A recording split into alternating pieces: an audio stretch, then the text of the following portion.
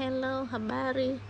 Leo nakwenda kuonyesha jinsi ya kuzalisha Dieffenbachia. Kama unayo ambayo imekuwa kubwa, imerefuka na unahitaji watoto, kuna njia hii inakuonyesha. Unakata. Shakata hicho kigingi cha chini kinachobaki unakiacha umumo, kitatoa watoto. Alafu kwenye hizi pingili kuna nodes kama zinavyoonekana hapo.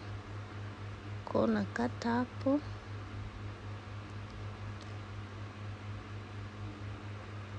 Alafu nitakata vipingili hivyo kama hizo pingili za muono, na kila pingili ina vinodes hivyo vitatoa watoto.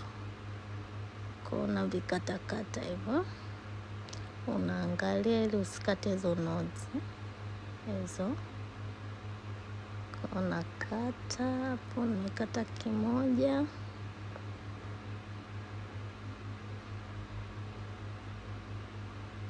Cha pili hicho nimekatia hapo.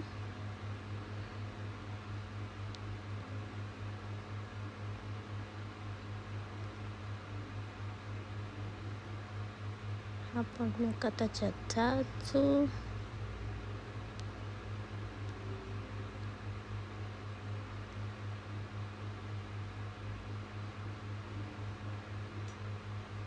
Cha nne. Inabidi uangalie usije ukakata nodes ya kipande kingine, maana unaweza ukakata upande huu ikiwa kingine kina nodes upande mwingine. Kwa hiyo unaangalia uwe makini usikate.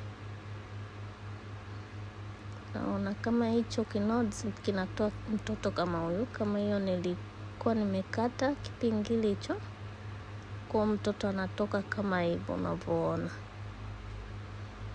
Kwa hapo nakwenda kuzilaza hapa. Unaweza ukachukua unga wa mdalasini ukaupaka pande zote zenye vidonda ili kuzuia fungus, lakini mimi sijapaka, kwa nazilaza tu hapo hivyo.